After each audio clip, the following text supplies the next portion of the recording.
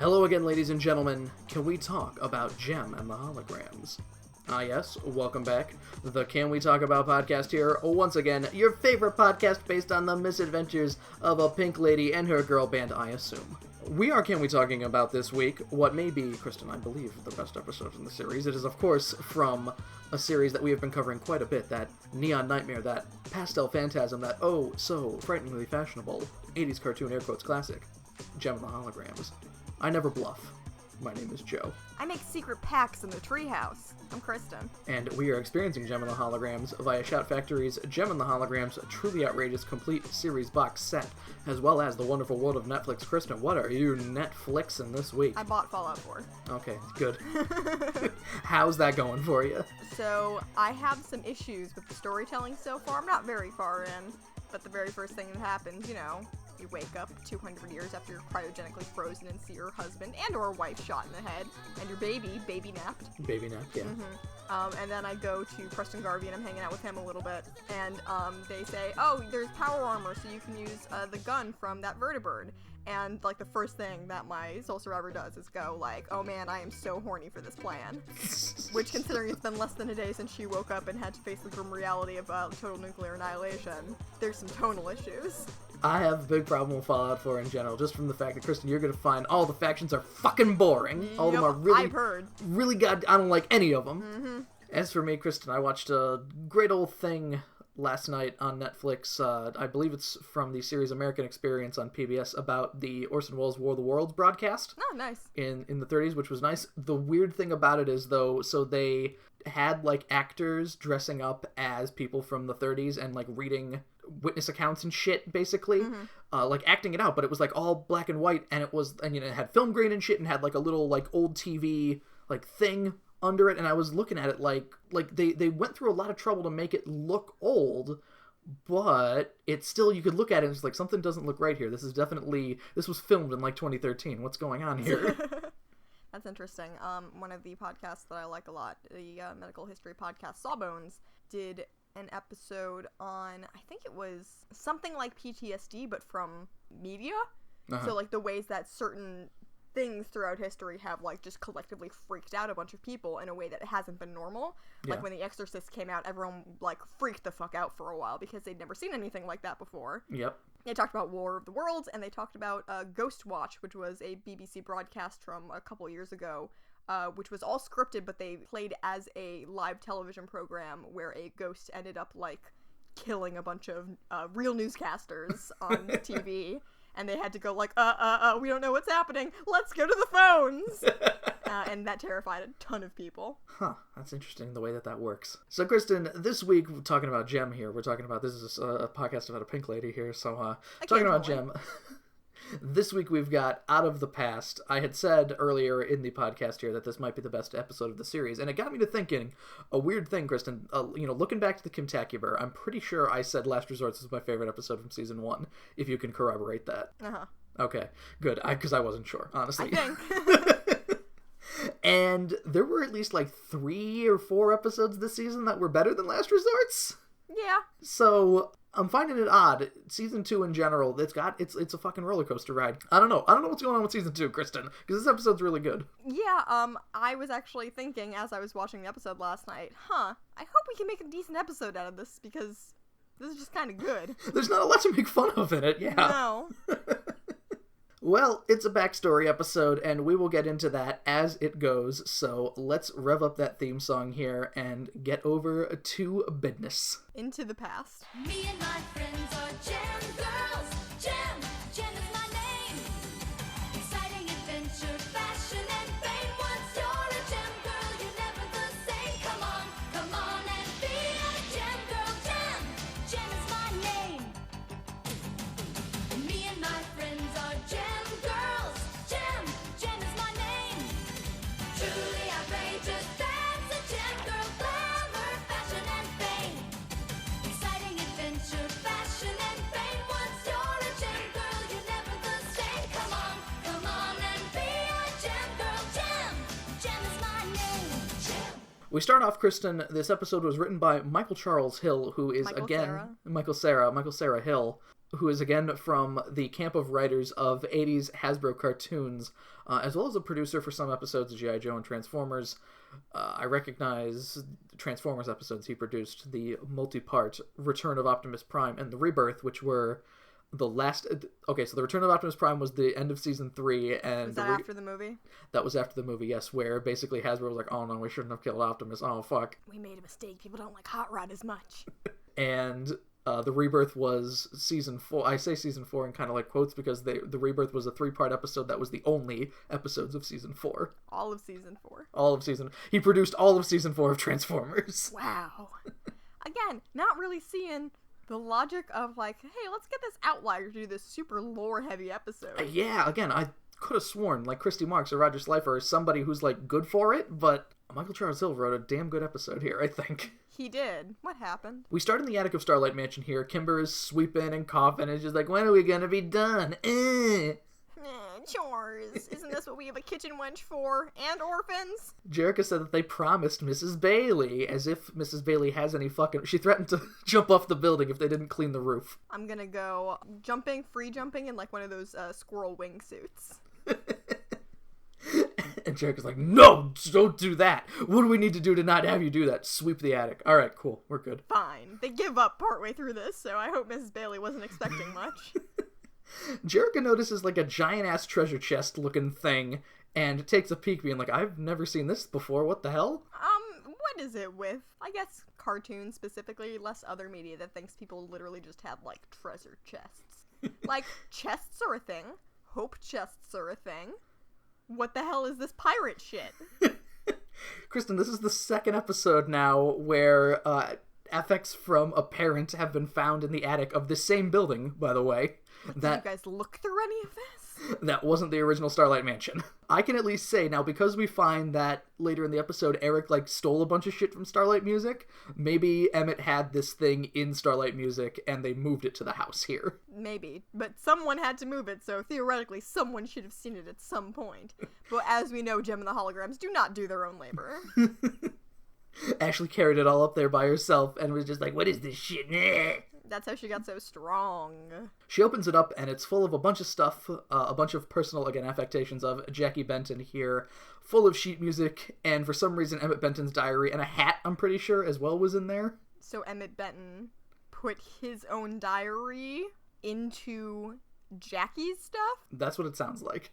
Okay, Jackie is Jerica and Kimber's mom, by the way. Which we learn now, basically. You know, before this we had not heard word one about Jackie Benton. Yeah, so Jerica is like, oh, I've seen our dad's diary before. Let's check it out. I like how, Jerica says when she pulls out the diary, this looks vaguely familiar. I paid some amount of attention to my dad while he was still alive. Kimber, for some reason, is like, does it mention me? Are we surprised by her insecurities? I gotta give this episode some credit, though. While it is a parent-focused episode, they don't focus, like, disproportionately on Jerica. It's mostly just about kind of Emmett and Jackie. Yeah. So Kimber isn't, like, comically left out in this one. Kimber gets some stuff done in here. Well, not stuff done, but has some lines at least. Yeah, she seems like a part of this family. Jerica, instead of answering Kimber's question about does it mention her, she opens instead to a diary entry about Rio. Well, I can't say if there's a Kimber entry, but here's one about Rio. Oh, allow me to read it out loud. Rio moved in next door to Jerica when they were young, and Emmett describes Rio as a natural technician. Boy, oh boy, he has Lights College written all over him. I can tell right now that he is going to be a lights man. Jerica had the hots for Rio from day one, basically, and Emmett notes that Jerica is 10 at this point, so... Gross, Emmett! Also, how old is Rio, and why is Rio not at his own home? So, Kristen, okay, so Emmett didn't use the word, didn't use the phrasing that Jerica had the hots for Rio, but, That's weird, because I feel like that is what he said. So, basically, Emmett's, like, showing Rio something, and... Jerica and Kimber are watching from the window, and Jerica's like all blushy and shit, and Kimber being... They don't mention Kimber's age, Kristen, so... No, it's very confusing, because Kimber looks like she's 5 or 6. Because, she's pulling on Jerica's sleeve, being like, I want to play dolls! I want to play dolls! Jerica! Jackie calls out from the inside here, and we see that she's basically just Jerica. She's just older Jerica, just blonde. She sticks her head out the window like this is Norman Rockwell Americana. And it's just like, oh, Jerica, dear, set the table for 5. We're going to be having Rio over for dinner. Make sure you bring that silly dog of yours. Jerica is a little eager answering the call here to set the table, and then Kimber goes, Jerica's in love! Man, Kimber's voice actress was, like, not concerned with sounding like a realistic child. Be good. Luckily, that's kind of the extent of what young Kimber says. Current day Kimber asks to read more like she's a fucking child again. She's like, oh wow, this is such a great story. Please read more. I don't want to sweep anymore. Anything to keep Jerica distracted from the sweeping. And it works. Jerica obliges, and the next entry is about Aja here, who is seen with short hair and Sailor Fuku. Wait a minute. She came straight from Japan. They took her out of cram school.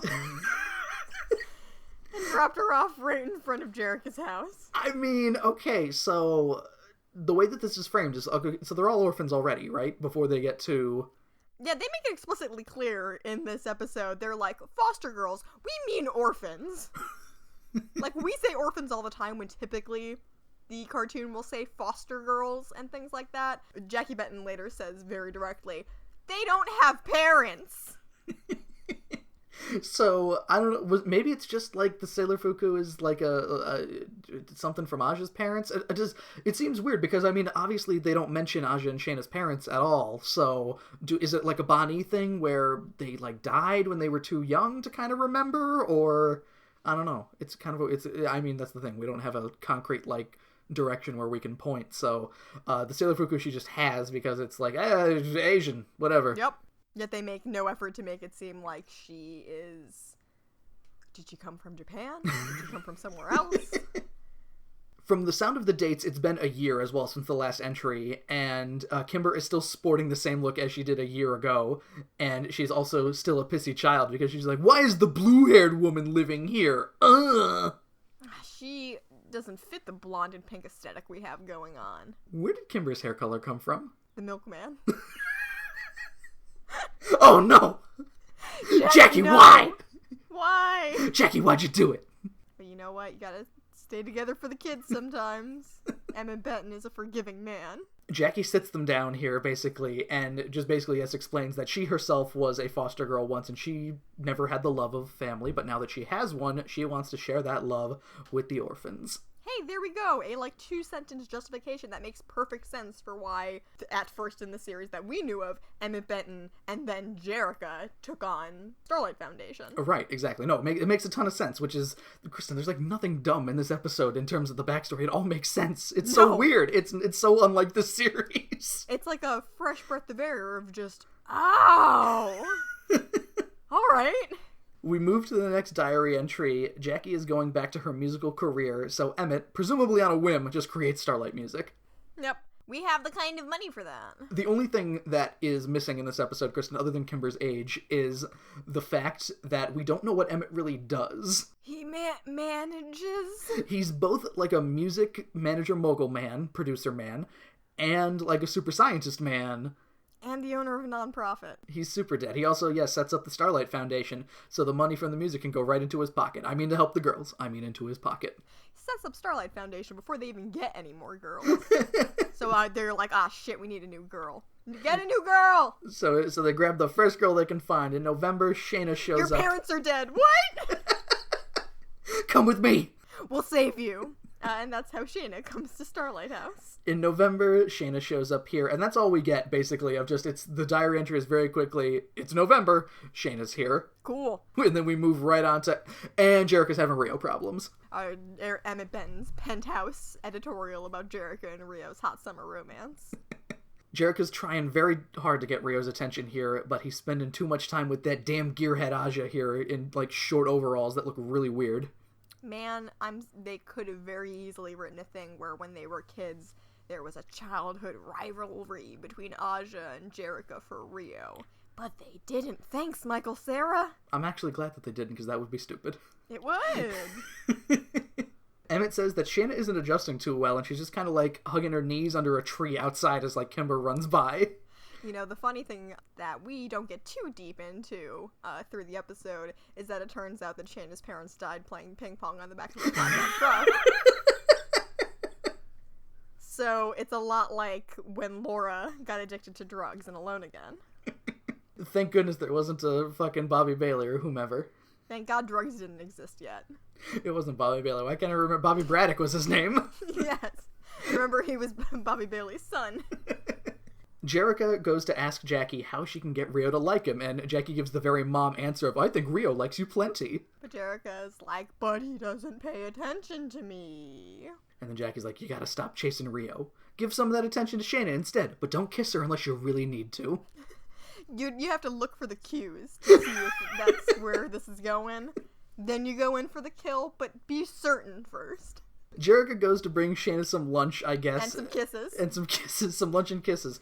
This is how their good friendship started, Kristen, over a school lunch tray with a sandwich and milk. Nice. They both laughed about how terrible it was and then stomped it into the ground. June 6th, Jackie has a sold-out performance, and Emmett let Rio near his shit. How old is Rio at this point? 12? Jerrica still looks 10, so I don't know. Apparently, Rio is very adept when it comes to audio equipment, but he's even better at lights, of course. Oh man, you should see him with those lights. He's like a magician. Basically, I don't know if this is mentioned to be like Rio was the one who recorded these master tapes, which are the driving force of the rest of the episode here. Because Emmett says that, the master tapes that were recorded are of the highest fidelity, and I don't know if that was thanks to Rio. Yeah, Our I don't know if that... 12-year-old intern, Rio. I don't know if that was thanks to Rio or thanks to his equipment, which probably it's his equipment, but Rio remembers the master tapes, so I don't know, maybe he did record them. Joe, I suddenly have a lot of questions. Yes, go ahead. Is Rio older than Jerrica? I'm gonna say if he is, it's probably by like a year. I mean, we see that he's coming back from college at one Jerrica doesn't point. go to college. As far as we know, Jerrica does not go to college, right? The hell? But yeah, at this point, everybody's just kind of, once they read master tapes, they just kind of stop and are like, wait, master tapes, what? All of a sudden, they start, okay, because we know about master tapes thanks to In Search of the Stolen Album. Of course. You need the master tapes to cut the record, but Jackie was on fire before she got to make her album, so that wasn't very conducive to singing. Jackie never got to make an album, yes, and Shanna suggests that if we find these master tapes, and then Jerrica cuts her off, stealing her idea, and be like, no, my mom, my idea. Yeah, if I could find maybe one flaw in this episode, it's I feel like present-day Shanna and Aja don't get in on the fond memories of the person who was their mom, too.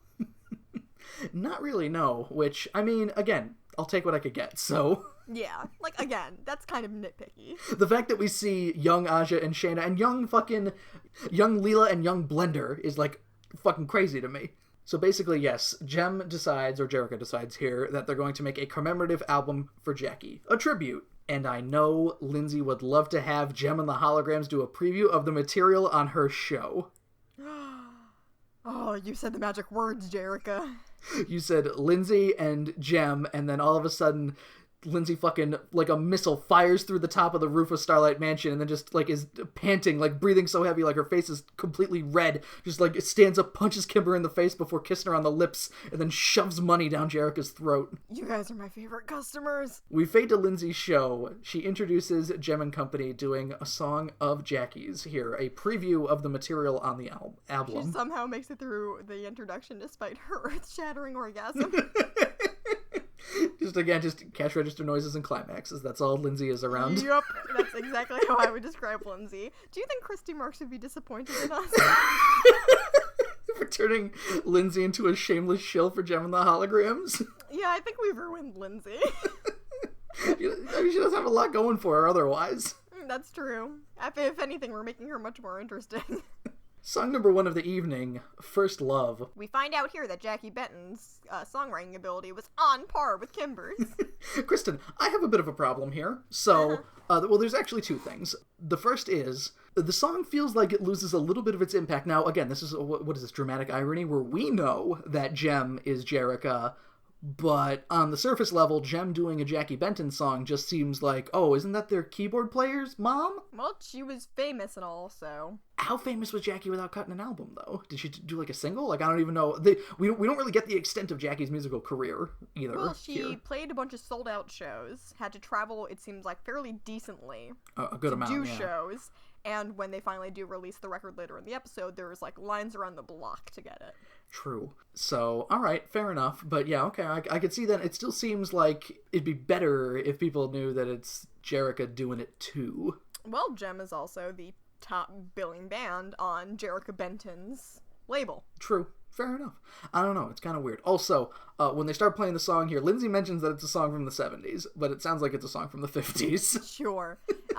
Jackie Benton, too. Musical style all over the place. We've got images of Jerrica swooning over Rio in a treehouse. There are some birds that fly, whisper to a scream, whatever. Princess Jem does not love Bird yet, but she will get there. We see them in high school where she bumps into Letterman jacket Rio and then runs away all blushy. Yeah, the lights man was also a jock. Jerrica's also wearing like a pastel blue argyle pattern sweater. So she's a nerd. She just needs the big Valma glasses. Perfect. We've got kissing at the drive-in, and then she slams the car door on his erection, and he sings a song written by a guy who did all the music for Grease, too. Yeah. There's a lot of, like, earring shining going on in this video, I noticed, Kristen. I don't know if that's, like, on purpose for them to do that. Like, hey, earring, synergy, Jackie Benton. There's not a lot of Jem in this episode, so... True. So, hey, remember Jem? She's got the earrings. But this episode's about Jerrica. Just don't forget about Jem, though. Lindsay holds back from grinning as cash register sounds echo in her ears as she calls the song a solid tune. I feel like for it being about someone who died tragically in a plane crash, whose daughter is in the band that just performed it, she could have said something a little bit more like, put some accolades on it, Lindsay. Solid tune. Maybe she's trying to dial it back. She realized like she was maybe getting some of her arousal over on the air, so she's just like, yeah, solid tune. She felt a little bit awkward for kissing Kimber before. Lindsay then lets everyone know that Jem and Company are planning on releasing a Jackie Benton album as soon as they find those master tapes of her performance. You idiots. Maybe they should have found the tapes first, Kristen. And then announce it on TV when you know Eric and the Misfits watch Lindsay's show. You dumbasses. And then, of course, we fade to Eric here, and we get the little bit of Misfits that we get in this episode is great, thankfully. Yeah. So Just all of them complaining. he's using Misfits labor here to, like, rifle through all of the shit that he stole from Starlight Music.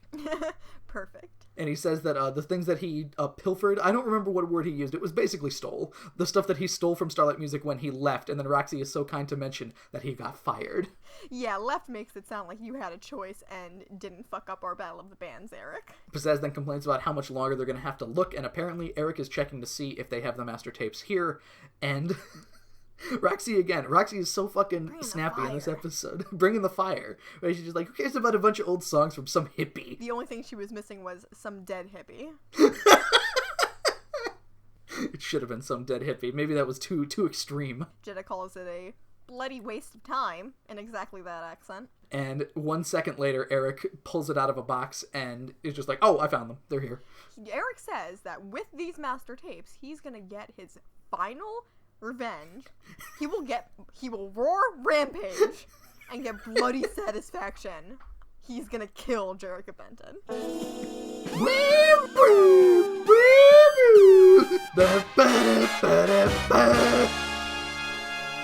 And hey, it basically works. End of segment 1 here, Kill Bill, Castle Thunder, organ music, various evil things of Eric, laughing at the moonlight, whatever. Battle without honor, humanity. Yes, thank you.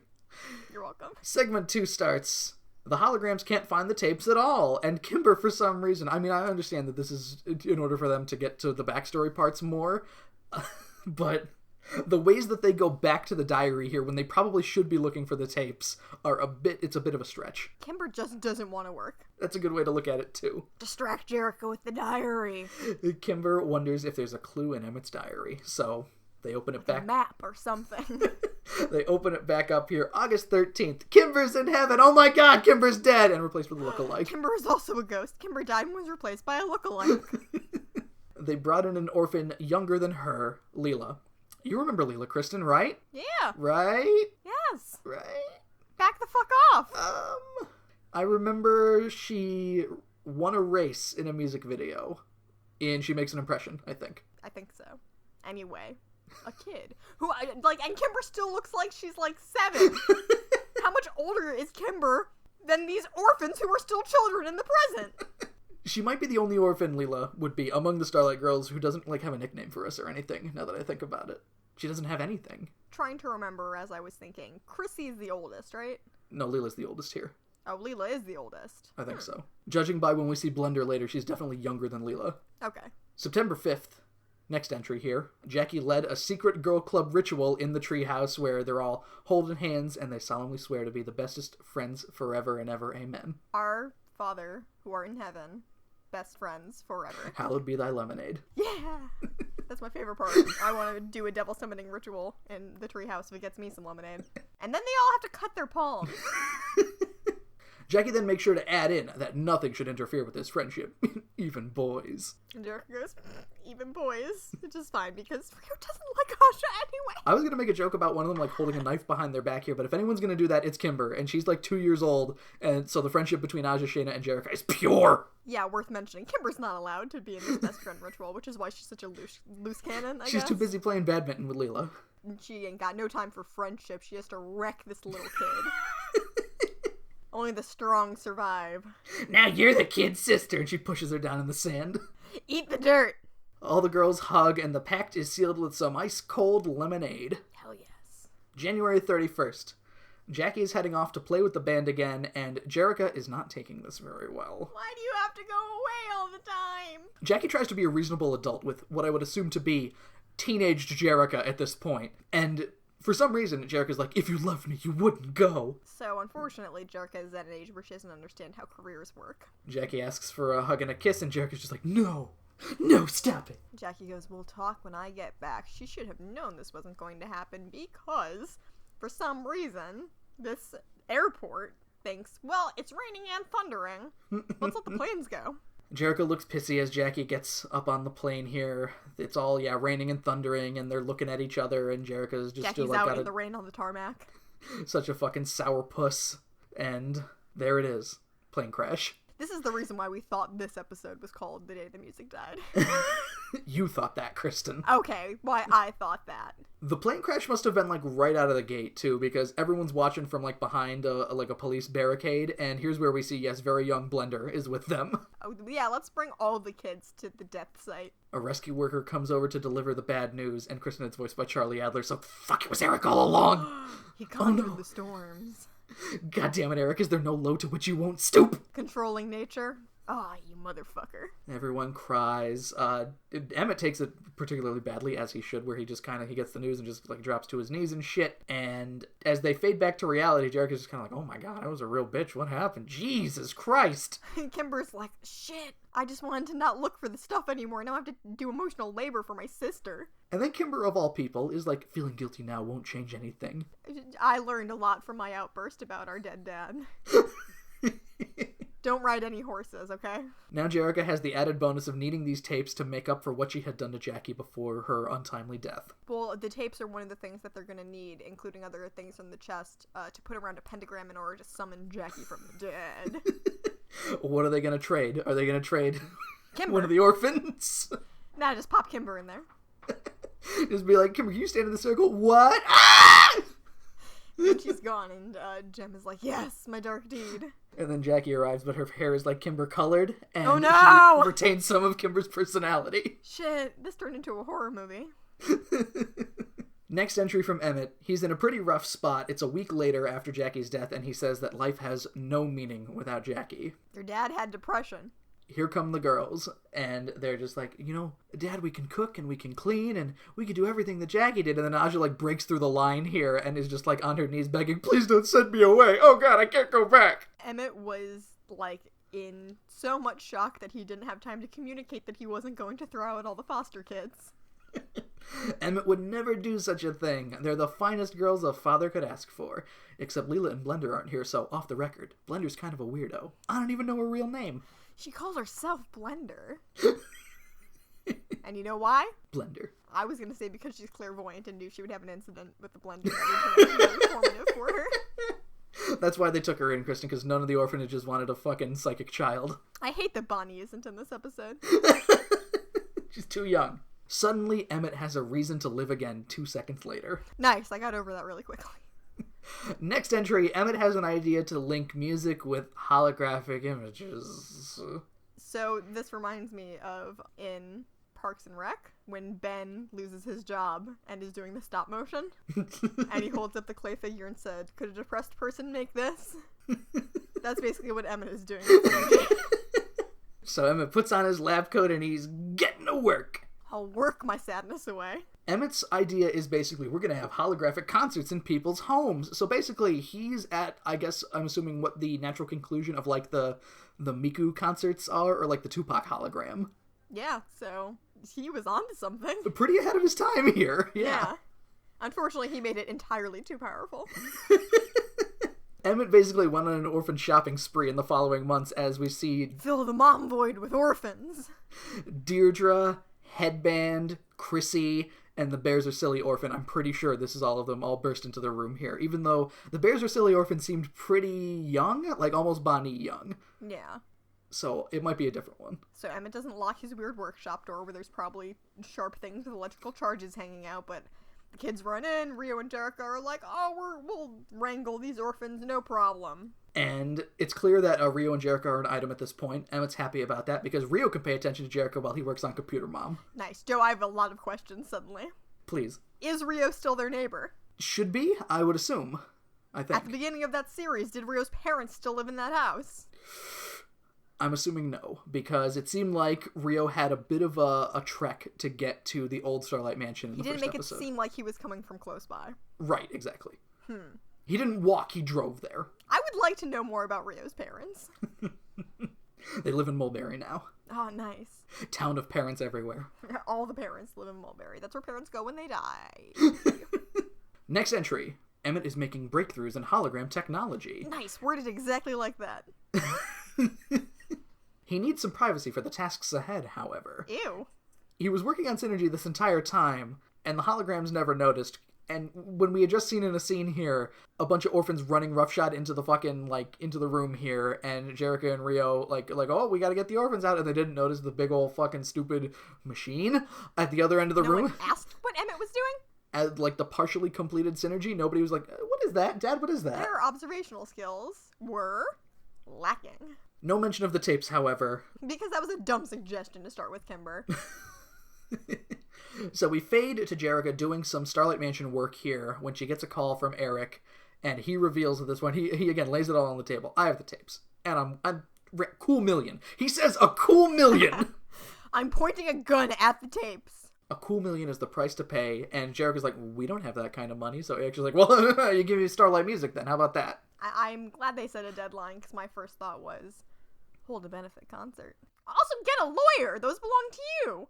Or at the very least, they belong to Emmett. So, yeah, we got a long legal struggle in which Eric just destroys them anyway, so... Well, I guess he goes to jail, but then jail doesn't stick, as we know.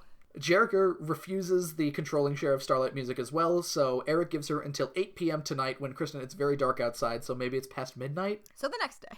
The next day, essentially. Oh, 8 p.m. tonight, you missed your deadline. Boom, into the fire. Meet me at my house or I'll destroy the tapes. The holograms all walk in while Jericho's taking this phone call, or they're already in the room, I don't really remember. And Jericho basically retreads the phone call for them, just basically saying exactly what we just heard to them. Here's what happened. If they pay that kind of money, they can't support Starlight House. But they can't just let Jaggy's music die either. I won't lose her again. I won't. End of segment 2. Drama.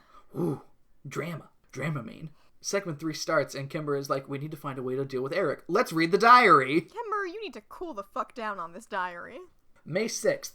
Emmett moved his work to the Starlight Drive-In we saw earlier in the series here, which we've never seen again. Nope. So, I'd like to know what happened to Starlight Drive-In. Well, drive-ins don't exist anymore. It was in a pretty bad state of disrepair, so maybe it was never, open? Maybe it was never even, why would it have been branded as Starlight Drive-In then? Where if Emmett bought it, and was only doing Synergy work there, and was in a pretty bad state of disrepair when they found it. Maybe he had a front where he always said that he was going to refurbish it or something, but knew he would die before any plans actually went through. Man, that's actually a pretty good idea. He didn't know he was dying yet at this point, Not though. yet.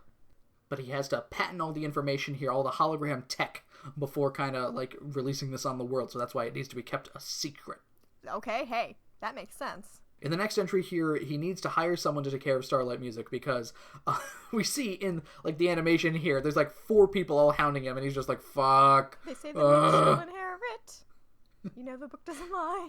And then Eric. Well, we see here at the end of this as well, he, like, drops his briefcase and some papers go out, and there's just, like, a very just kind of, like, a tacked on at the end of the entry here, just like, I'm feeling so tired lately. I should really see my doctor. He holds his head like he knows there's cancer in there. So next we have here, enter Eric Raymond, a young, aggressive assistant, and in a weird bit in the diary here, Emmett's like, and it seems like Jerica approves of the hire. I don't like Emmett's focus on where Jerica's hots are pointed.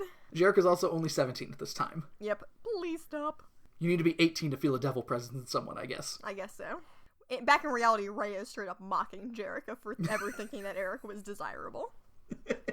And then Jerica's like, I was only 17, and that's her entire defense, so... I couldn't smell the yuck on him yet. Rhea doesn't do much in this episode, Kristen, so I guess she had to get in her, like, aha, bang, Her gotcha. jab, yeah.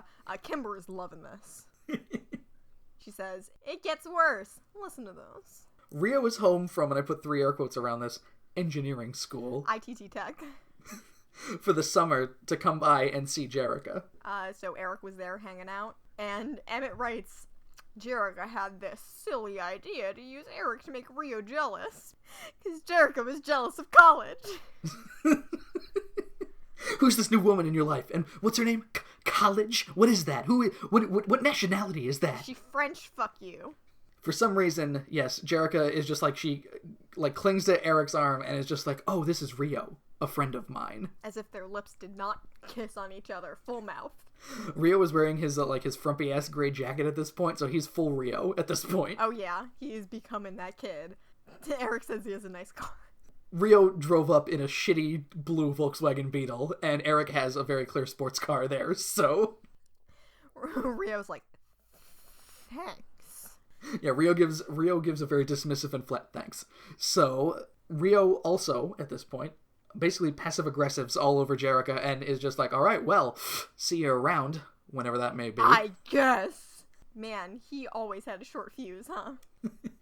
It took Jerica 2 weeks to thaw Rio out. A hard lesson, but one she needed to learn. Fucking joke's on you, Emmett! She never learned her lesson because she's still stringing Rio along! And that's such a weird thing to voice. Like, yeah, he had to be angry at her, you woman daring to try and get some attention from this guy who clearly made you angry in some way. Poor Rio. I had given him such a hard time. You're still giving him a hard time, Stand please. up for yourself, Jerica. Rio's a jerk. Kimber hands the diary back to Jerica in a nice bit of continuity because it's getting close to the end, as she says, and she doesn't want to read anything related to Emmett's death. Fair, but Jerica continues, unaffected. July 1st. Synergy is nearly complete. Jackie's recordings and personality traits have been added in to form a basis, like a bit, like a model, let's say. And then we see Jackie's face on Synergy, and then he's like, oh no, fuck, oh god, and he turns her into purple Olivia Newton-John. Would have been way creepier if it was actually Jackie, so good decision. It would have been, yes. Emmett can't bear to make Synergy look too much like Jackie, so pretty painful. July 6th, Synergy's done. Synergy's done 5 days later, and can create complete holographic images of anything. She could be very dangerous if used incorrectly, so she must be kept a secret. And we see that Synergy makes like a jungle and an army. Emmett Benton, what were you trying to achieve? He'll never get the patents through because the doctors say he does not have long. So he may as well, Kristen, okay, I understand that he wants to like give Synergy as a gift because he put all this work into it to like Jerica and company. Maybe also leave some paperwork explaining how to file patents. If it's going to be that dangerous, destroy Synergy, or yes, leave patent papers. Nope. Emmett Benton had a much more elaborate plan. He hasn't told anybody about the fact that he's dying either, so... That he's terminal with something. Cool. Cool dad. February 2nd, we see the Rockin' Roadster is being delivered here, and... Kristen, alright, I have a question. Yes. So, the Rockin' Roadster, I'm guessing, was a model of car that Emmett just bought. Like, he didn't build it himself or anything, because we see it being delivered here. So, the Glitter and Gold Roadster, the Rolled Goldster, was that a coincidence that it was the same model of car? I have no answer for you, my friend. Because again, we saw in Glitter and Gold, all it takes is you put a fucking gem hood ornament on it. It might have already had it in the episode, and Pizzazz is just like, wow, look at that. The Misfits need a car like that with a gem hood ornament. They could just break that off. True. Basically, Emmett is making preparations here for the future of the family, where Synergy is going to be a friend, a mother, and a guide. And a smartass. Finally, Emmett makes a special pair of earrings here for Jerrica, his final gift to her, which... And none for Kimber. Kristen, Emmett says that he wants to give the earrings to Jerrica himself, but if he can't, he's programmed Synergy to, reveal herself. So, what happened that prevented from giving the earrings to Jerrica from Emmett? His hand fell off. Damn it, hand cancer! No! And that's the last entry in the diary, so Jerrica calls Synergy in here, and she seems to miss the part where Emmett was just like, she's got the basis of Jackie, because she's just like, Synergy, this entire time, and you never told us. And Synergy's like, no? Whatever you're thinking, no. I'm Synergy, dude. I'm not your mom. I'm not your mom. Very important. And then Synergy asks if there's anything she could do to help Jerrica, but Jerrica knows she has to deal with Eric herself. That turns out to be a mistake. We fade to Eric's house, which we don't really see because it's nighttime here, and I don't know if they realize, oh, we've never seen Eric's house before. Apparently it's nice, which doesn't follow with kind of Eric's trajectory. Did he buy this house after In Search of the Stolen Album? Yeah, we have been slowly following his, literal financial ruin, so... whatever. She also brought the Rockin' Roadster, which Jerrica really needs her own car. She does. Eric is wearing a smoking jacket. Of course he is. Eric's wearing a smoking jacket when he walks in, and does he have a pipe? He should. I don't think he does, but he should. In my memory, he does. I want my mother's tapes. Good we're doing this. Where's the money? I didn't bring it, so... Sweet! So you're gonna give Starlight Music to me? Not really.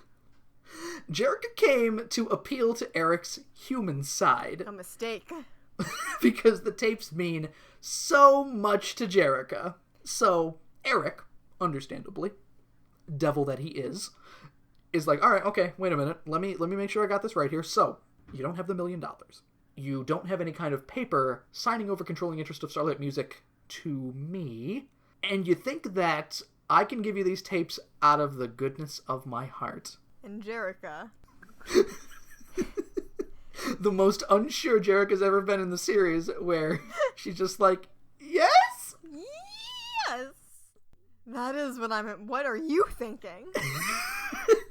Alright, wait a minute, let's turn the tables for a moment. What do you need from me to tell how, don't burn the tapes, how about? Don't do that.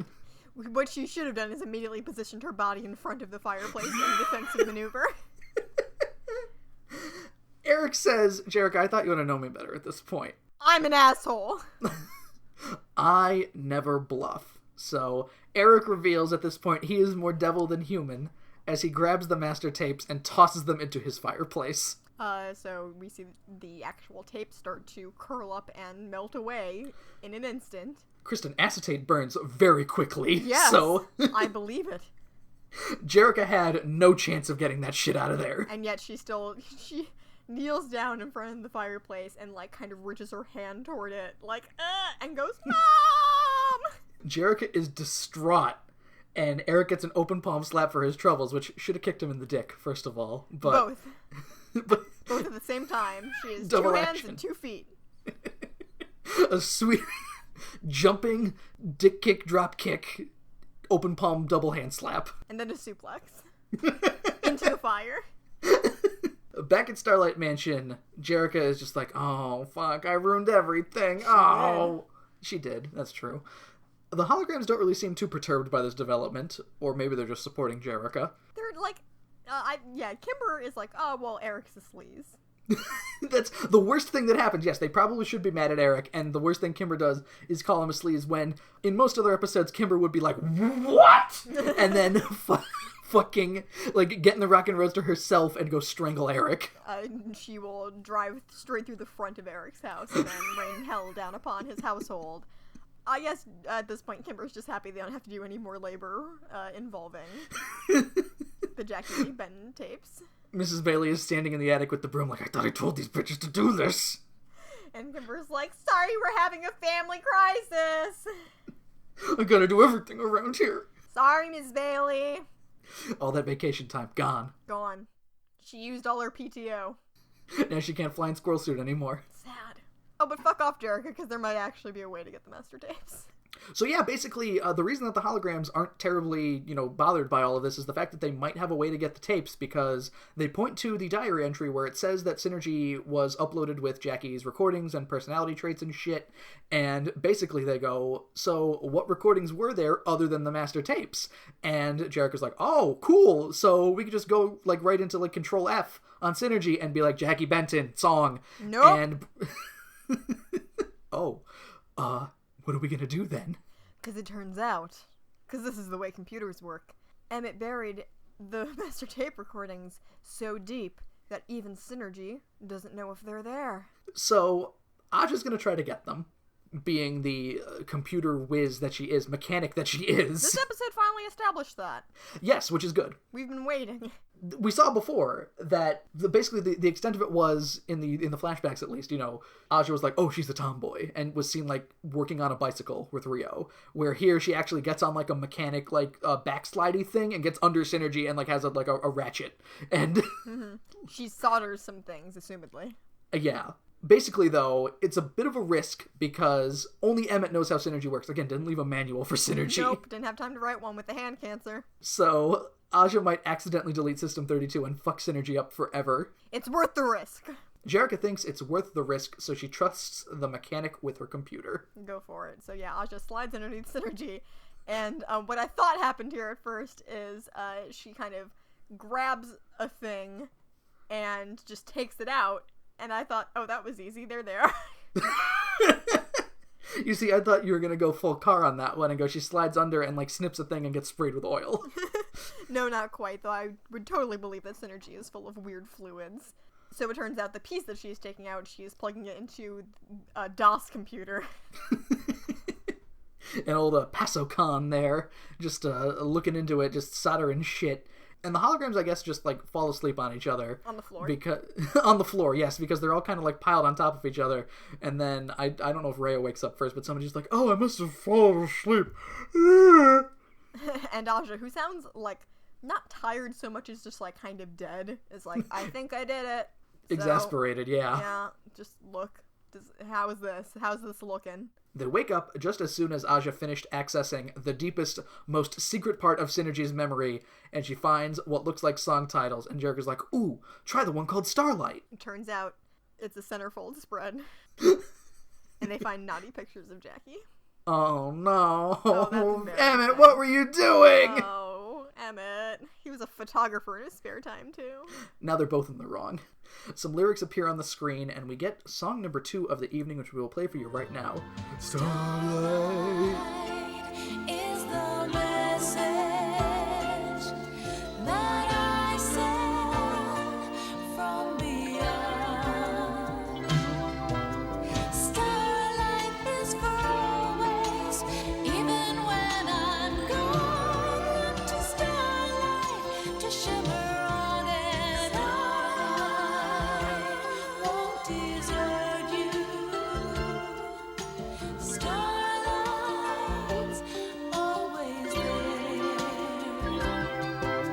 Starlight is the present I send from high above. Starlight is eternal like my Starlight is the message that I send. Starlight. So that was Starlight, Kristen.